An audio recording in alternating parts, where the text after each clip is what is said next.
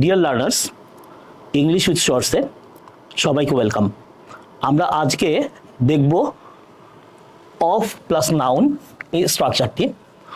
Of plus noun বিষয়টি হচ্ছে এটা কেসের একটা অংশ, যে কোন ক্ষেত্রে আমরা অফ প্লাস নাউন ব্যবহার করি।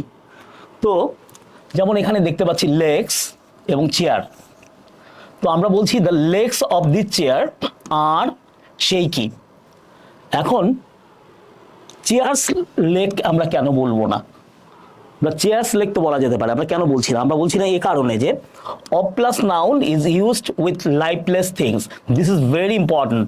লাইফলেস থিংস তার মানে যার জীবন নেই সেগুলোকে আমরা কি করি, অফ প্লাস নাউনে নিয়ে যাই। সেগুলোকে আমরা কি করি না, অ্যাপোস্ট্রফি এস এরপরে নাউন ব্যবহার করি না। যেমন বলা হয়েছে it normally indicates that something is a part of the whole.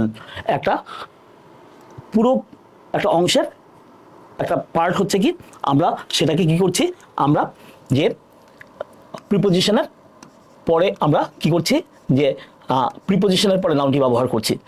Exception রুলসটা এখানে খুব গুরুত্বপূর্ণ। এক্সেপশনটা কোথায় ঘটে?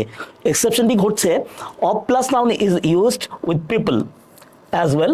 আমরা মানুষের সাথে ব্যবহার করতে পারি। এখানে বলেছি প্রথম লাইফলেস, তার মানে কন্ট্রাডিক্টরি, তার মানে পিপলের সাথে কখন বসছে, when the noun is followed by a phrase. This is very important.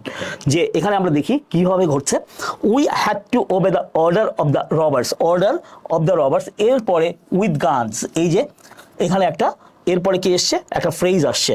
তার মানে যদি কখনো যে কি হয়, noun followed by a phrase হয় এবং ব্যক্তি হয়, সেক্ষেত্রে আমরা কি ব্যবহার করতে পারবো, আমরা সেক্ষেত্রে অফ প্লাস নাউন ব্যবহার হতে পারে।